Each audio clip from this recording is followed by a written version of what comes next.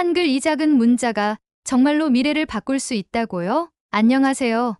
저는 마리아 로페즈입니다. 저는 유네스코에서 15년 동안 세계 여러 나라의 문화유산 보호와 보존 프로젝트를 담당해 왔어요. 그동안 수많은 나라를 다니며 그들의 문화와 역사를 직접 체험할 기회가 많았죠. 그런데 이번에 맡게 된 한국 프로젝트는 저에게 정말 특별한 경험을 안겨주었습니다. 처음엔 그냥 일상적인 업무라고 생각했어요. 한국은 이미 유네스코 세계유산에 등재된 수많은 유산을 보유하고 있었고, 저는 그들의 보존 방식을 조사하고 새로운 유산 등재 가능성을 검토하는 임무를 맡았죠. 서울, 부산, 경주, 수원 등 한국의 여러 도시를 방문하며 그들의 문화적 자산을 연구하는 여정이었어요. 사실 한국이 역사적으로 중요한 유산을 가진 나라인 것은 이미 알고 있었어요. 하지만 제가 한국을 조사하면서 가장 놀랐던 점은 이 나라가 과거의 유산만을 간직하고 있는 것이 아니라 현대 생활 속에서도 여전히 전통과 문화가 활발하게 살아 숨쉬고 있다는 것이었어요. 정말 특별한 경험이었죠. 조사를 시작하면서 저는 먼저 유네스코에 이미 등재된 한국의 유산들을 살펴보았어요. 경복궁, 불국사, 종묘 같은 상징적인 건축물들은 이미 한국의 역사적 중요성을 상징하는 장소들이었죠. 그런데 저를 더욱 놀라게 했던 것은 한국의 무형유산이었어요. 예를 들면 김장 문화요. 김장은 그냥 음식을 만드는 것이 아니라 가족과 공동체를 연결하는 중요한 문화적 행위로 여겨졌어요. 제가 깜짝 놀랐던 건 이런 일상적인 문화조차 유네스코 무형유산으로 등재되었다는 점이에요. 다른 나라에서는 이런 사례가 별로 없거든요. 그만큼 한국 사람들은 자신들의 생활 속 문화도 매우 소중히 여기며 보존하려는 강한 의지를 가지고 있다는 걸 알게 되었죠. 또 하나는 판소리예요. 이건 전통 예술인데 단순히 과거의 유산으로 남겨진 것이 아니라 현대 예술가들에 의해 재해석되면서 여전히 공연되고 있었어요. 이걸 보고 저는 이 나라 사람들은 정말 과거와 현재를 잘 연결하는구나 라고 생각했죠. 그래서 한국은 과거와 현재가 함께 살아 숨쉬는 나라라는 인상을 받게 되었어요. 그러다 보니 이제는 단순히 자료 조사만 하는 것이 아니라 한국을 직접 방문해서 그들의 유산을 보고 싶다는 마음이 강해졌어요. 유산이 어떻게 보존되고 있는지, 그들이 어떻게 과거를 현재와 연결하며 미래로 이어가는지를 제 눈으로 직접 보고 싶었거든요. 가장 기대되는 곳 중 하나는 서울의 경복궁이었어요. 조선시대의 대표 궁궐인 이곳에서 열리는 전통 행사나 재래의식이 여전히 현대 사회에서 중요한 의미로 남아있다는 이야기를 들었거든요. 그래서 한국인들이 어떻게 과거의 유산을 보존하면서도 현대와 연결하는지가 정말 궁금했어요. 그리고 또 한 가지, 부산에 있는 해동영궁사는 정말로 가보고 싶었던 곳이에요. 바다와 산이 만나는 그 풍경은 상상만 해도 너무 경이롭고 아름다웠거든요. 그곳에서 한국 불교의 전통이 자연과 어떻게 조화를 이루고 있는지 직접 보고 싶었어요. 그리고 경주는 말 그대로 고대 한국 역사의 중심이죠. 불국사와 석굴암 같은 유산은 1000년이 넘는 세월 동안 보존되었고 그 종교적 의미와 건축적 아름다움이 현대 한국인들의 정신적 자산으로도 여전히 중요한 역할을 하고 있다는 이야기를 들었어요. 그래서 저는 이 유산들이 현대 한국인들에게 어떤 의미를 가지고 있는지 확인하고 싶었죠. 마지막으로 수원의 화성은 조선시대 성곽인데 그 건축적 가치뿐만 아니라 도시 계획에 대한 통찰을 얻을 수 있는 중요한 장소라고 들었어요. 한국의 과거 유산이 어떻게 현대적 의미로 해석되고 있는지를 보고 싶었고 점점 더 기대감이 커졌어요. 그래서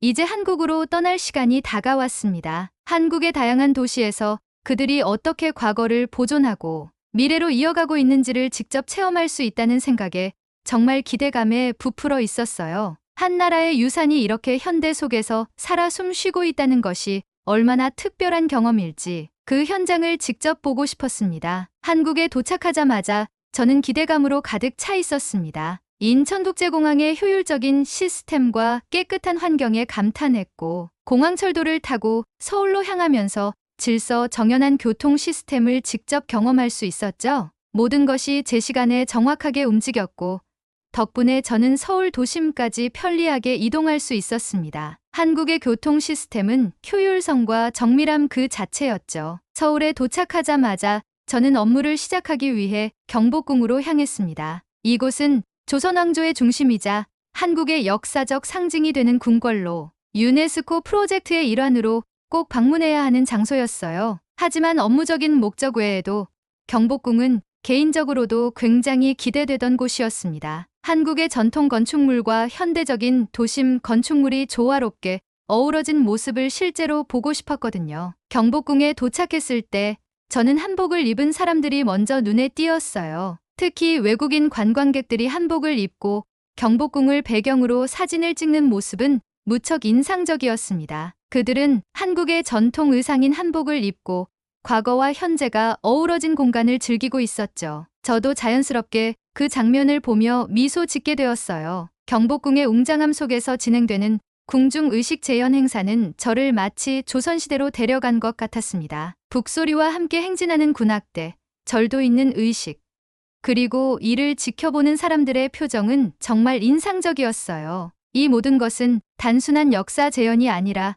현대에도 살아 숨쉬는 한국 전통의 모습을 보여주는 장면이었죠. 저는 경복궁을 둘러보며 한복에 대한 생각이 깊어졌습니다. 한복은 단순히 옷이 아니라 한국인의 정신과 문화가 담긴 상징적인 의상이었죠. 유네스코에 등록된 여러 전통 의상들이 있지만 한복은 그 이상의 문화적, 역사적 가치를 지닌다는 생각이 들었어요. 과거의 유산이지만 여전히 한국인의 정체성을 상징하고 있다는 점이 감동적으로 다가왔습니다. 그런데 이 순간 저의 마음속에는 또 다른 의문이 떠올랐습니다. 한국의 전통을 기록하고 이어주는 언어인 한글은 과연 어떤 역할을 했을까? 한국의 역사와 문화를 전하는 도구로서 한글이 어떤 역할을 했는지, 그리고 어떤 의미를 가지고 있을지 궁금해지기 시작했죠. 이 의문을 품은 채 저는 다음 목적지인 부산으로 향했습니다. 이번에 방문한 부산은 유네스코 프로젝트의 일환으로 부산의 근대, 역사 유적지를 직접 보고 세계유산 등재 가능성을 검토하는 것이 목적이었어요. 부산은 한국전쟁과 식민지 시기의 역사를 간직한 곳으로 유적지들이 그 당시의 역사를 잘 보여주고 있었죠. 부산에 도착한 첫 번째 일정은 임시수도 기념관을 방문하는 것이었죠. 이곳은 한국전쟁 당시 대한민국 임시정부가 위치했던 상징적인 장소였습니다. 부산이 임시수도로서 어떤 역할을 했는지, 그리고 그 시기의 역사가 오늘날까지 어떻게 보존되고 있는지 확인할 수 있었죠. 기념관 내부에는 전쟁 중 국가의 위기 상황과 당시 정부의 결단을 보여주는 여러 전시물들이 가득했습니다. 이곳에서 저는 한국전쟁 당시 부산이 얼마나 중요한 도시였는지 깨닫게 되었습니다. 전쟁이 한창일 때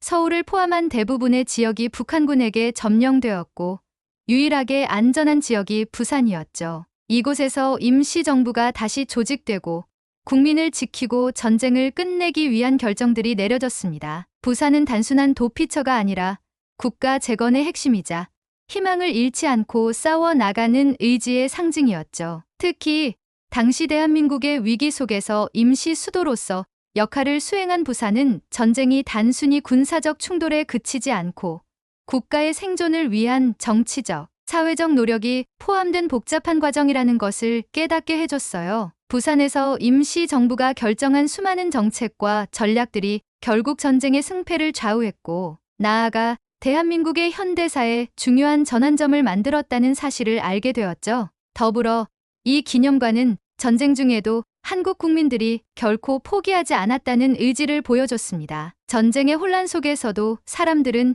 희망을 잃지 않고 국가의 재건을 위해 노력했으며 부산은 그 모든 과정의 중심에 있었습니다. 이를 통해 저는 한나라의 역사는 단순히 전쟁의 승패로만 결정되는 것이 아니라 그 안에서 이루어지는 정치적, 사회적 결단들이 얼마나 중요한지를 깨달았습니다. 임시수도 기념관을 나서면서 저는 전쟁 속에서 어떻게 국가가 국민을 보호하고 나라를 재건하는지에 대해 깊은 생각에 빠졌습니다. 부산이 임시수도로서 어떻게 역할을 수행했고 그 위기를 극복하기 위해 어떤 노력을 기울였는지를 통해 한국이 단순한 생존을 넘어 재건과 발전을 위해 얼마나 치열하게 싸워왔는지 깨닫게 된 순간이었죠. 기념관을 둘러본 후 저는 잠시 부산의 자갈치 시장을 방문했습니다. 비록 업무와는 관련이 없지만 한국의 전통시장을 직접 체험해보고 싶었거든요. 자갈치 시장은 부산을 대표하는 전통수산시장으로 현지 상인들의 활기찬 삶과 신선한 해산물로 유명했습니다. 시장에 들어서자마자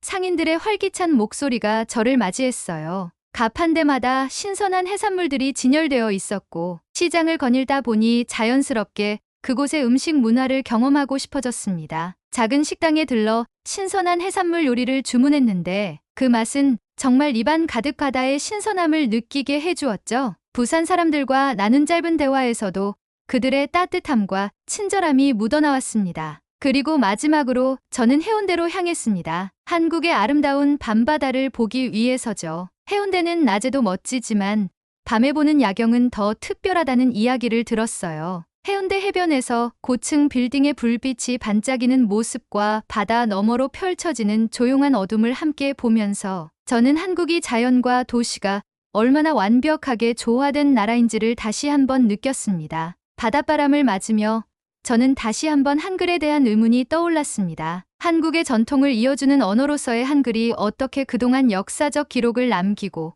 전통을 전승하는 데 기여했는지, 그리고 앞으로 미래의 소통 도구로서 한글이 어떤 가능성을 가질 수 있을지 궁금증이 커져갔습니다. 한국의 유산과 현대적 성장을 기록하고 이어주는 작은 문자인 한글이 과연 어떤 힘을 가지고 있을까요? 이 의문은 점점 더 커졌고 저는 그 답을 찾고 싶었습니다. 며칠 후 저는 유네스코 학회에서 세계적인 언어학자 제임스 박사의 발표를 듣게 되었습니다. 그리고 그 순간 제 의문에 대한 구체적인 답을 얻을 수 있었습니다. 제임스 박사는 한글을 이렇게 설명했죠. 한글은 미래의 언어로서 가장 완벽한 문자입니다. 이 말을 들었을 때 저는 큰 충격을 받았습니다. 한글이 과거의 혁신적인 문자라는 것은 익히 알고 있었지만 미래의 기술 시대에서 한글이 중요한 역할을 할 수 있다는 그의 주장은 정말로 신선했거든요. 그의 발표를 통해 한글의 미래적 가능성이 명확해지기 시작했습니다. 제임스 박사는 한글이 AI와 디지털 기술에서 탁월한 성능을 발휘할 수 있다고 설명했습니다. 특히 한글의 음소 문자 구조가 AI 기계 학습에서 매우 유리하다는 것이었습니다. 한글은 자음과 모음의 조합 방식이 단순하면서도 명확한 규칙성을 가지고 있어서 기계가 발음과 문자를 매칭할 때 오류율이 적다는 것입니다. 그는 이렇게 말했습니다. 한글은 자음과 모음이 결합해 만들어지는 단순한 규칙을 따릅니다. 다른 언어들, 예를 들어 영어 알파벳이나 한자는 복잡한 규칙을 가지고 있어 기계가 학습하기 어려운 경우가 많습니다. 하지만 한글은 그 일관성 덕분에 AI가 훨씬 효율적으로 학습할 수 있죠. 그의 설명을 들으며 저는 한글이 단순하고 과학적인 구조를 가지고 있다는 점에서 AI와 디지털 환경에서 얼마나 효율적일 수 있는지를 다시 한번 깨닫게 되었습니다. 한글은 자음과 모음만으로 모든 발음을 표현할 수 있기 때문에 기계가 복잡한 규칙 없이도 쉽게 패턴을 인식할 수 있는 구조를 가지고 있었죠. 음성 인식 기술에 대한 설명도 이어졌습니다. 제임스 박사는 AI가 음성 데이터를 처리할 때 한글의 음소 체계가 발음과 문자 간의 일관성을 제공하여 음성을 문자로 변환하는 과정에서 훨씬 더 정확하고 빠른 결과를 얻을 수 있다고 설명했습니다. 다른 언어는 발음이 문맥에 따라 달라지거나 예외가 많아서 AI가 학습하기 어려운 반면 한글은 이러한 문제를 최소화할 수 있다는 것이죠. 한글은 발음 규칙이 매우 명확하고 일관되기 때문에 AI가 이를 학습할 때 복잡한 해석 과정 없이 쉽게 이해할 수 있습니다. 이 덕분에 음성 인식 시스템에서도 오류가 적고 더욱 빠르게 반응할 수 있죠. 저는 그 순간 한글이 디지털 시대에 왜 중요한 역할을 할 수 있는지에 대해 더욱 분명히 깨닫게 되었습니다. 한글은 단순히 과거의 기록을 남기기 위한 문자에 그치지 않고 미래의 기술 발전에도 기여할 수 있는 잠재력을 가진 문자라는 점에서 큰 감명을 받았죠. 제임스 박사는 한글의 디지털 효율성에 대해서도 언급했습니다. 한글은 입력 속도가 빠르고 자판 배열이 간단하여 대량의 데이터를 처리할 때에도 매우 효율적이라고 했습니다. 실제로 자음과 모음의 조합을 통해 다양한 소리를 만들 수 있기 때문에 음성 변환이나 자연어 처리 NLP에서도 매우 적합하다고 설명했습니다. 그는 이렇게 말했죠. 한글은 다른 언어들보다 문자의 길이가 짧고 자판 배열도 간단합니다. 이는 디지털 환경에서 대량의 데이터를 빠르게 처리하는 데 매우 유리하죠. 특히 음성 데이터를 문자로 변환하는 과정에서 한글은 간결하고 정확하게 반응합니다. 저는 그의 발표를 들으면서 한글이 디지털 시대의 혁신적 도구가 될 수 있다는 사실을 다시 한번 확신하게 되었습니다. 세종대왕이 창제한 이 문자는 단순히 역사적 유산에 머물지 않고 미래의 기술 발전에서도 중요한 역할을 할 수 있는 가능성을 가지고 있었습니다. 발표가 끝난 후 저는 한글이 한국의 전통과 역사를 이어주는 문자일 뿐만 아니라 미래를 책임질 수 있는 혁신적인 문자로서 세계적인 주목을 받을 수 있을 거라는 확신을 가지게 되었습니다. 한글은 그 자체로 과학적이고 효율적이며 디지털 시대에 가장 적합한 문자로 자리 잡을 가능성이 매우 높았습니다. 제임스 박사의 발표를 통해 한글이 AI와 디지털 기술의 시대에 중요한 역할을 할 수 있다는 확신을 얻었지만 저는 한글이 가진 더 큰 가능성에 대해 생각하게 되었습니다. 한글은 단지 미래의 기술을 위한 문자가 아닙니다. 한글은 과거의 문맹을 해결했던 혁신적인 도구였고 오늘날 전 세계의 문맹률을 낮추는 데에도 기여할 수 있는 강력한 문자라는 점입니다. 우리는 이미 한국의 문맹률이 전 세계에서 가장 낮은 수준이라는 사실을 알고 있습니다. 이는 세종대왕이 모든 백성들이 쉽게 배우고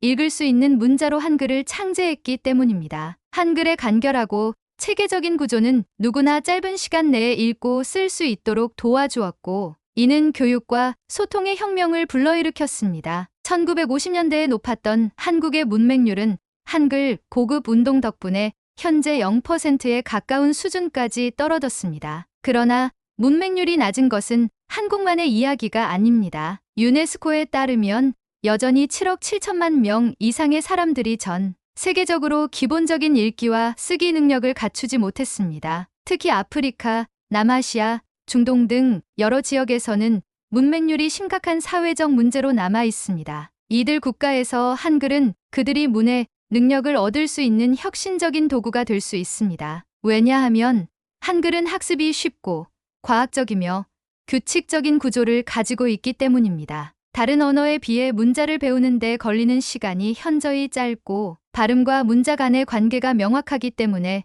문맹 퇴치에 적합한 문자입니다. 예를 들어 영어처럼 복잡한 발음, 규칙이 없는 한글은 글자와 소리가 일치하기 때문에 배우는 사람들에게 혼란을 주지 않습니다. 이러한 특성 덕분에 한글은 문맹률이 높은 지역에서 교육의 도구로 활용될 수 있는 큰 잠재력을 가지고 있습니다. 실제로 일부 개발도상국에서는 한글을 효율적인 문자 교육 도구로 채택하는 프로그램이 논의되고 있습니다. 한글의 간결함과 효율성 덕분에 문자를 배우지 못한 수백만 명의 사람들이 짧은 시간 안에 읽기와 쓰기 능력을 습득할 수 있을 것입니다. 세종대왕이 백성을 위한 문자로서 한글을 창제했듯이 이제 한글은 전 세계의 문맹 퇴치와 교육 불균형 해결에 기여할 수 있습니다. 한글은 단순히 한국의 문자에 머무르지 않고 글로벌 문제인 문맹을 해결할 수 있는 혁신적 도구로 자리 잡을 수 있습니다. 저는 이제 한글이 과거의 한국에서 문맹을 해결했던 문자에서 더 나아가